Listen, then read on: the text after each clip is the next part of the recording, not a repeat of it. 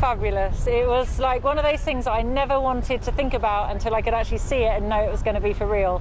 And we've had so many incidences during the race, and I just knew anything could happen, especially with Veolia and Saffron at the end. So I was just like, got to get to the line, got to get to the line.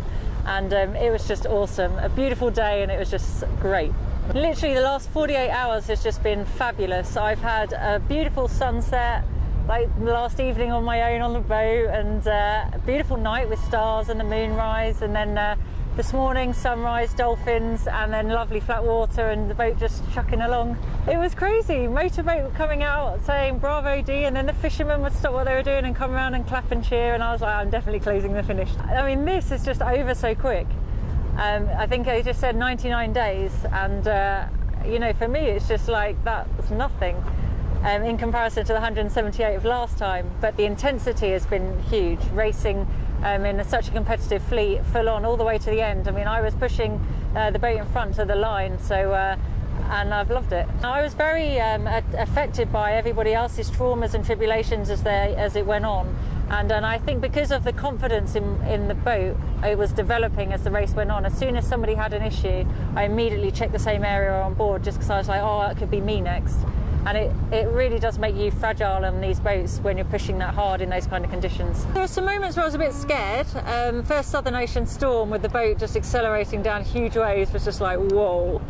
And then just frustration in the doldrums, just giving up 300 miles in 2 days was just soul destroying. So it gave me that incentive to work hard in the North Atlantic there and try and get them back. To go up the rankings and to end up in 6th is just like incredible. If you'd said that to me the day of departure, I would have just smiled at you and thought you'd been drinking. It was very sad at times because it was by a war of attrition, and it was because bad things had happened to other people. But that's the race at the end of the day, and we all go out there knowing that anything can happen to a lot of people. I got a team around me that know the boats very well, so it's a team effort. Although I just went round on my own, we've done it together, and I'm really pleased we pulled it off. The team believed in me, and we've done well.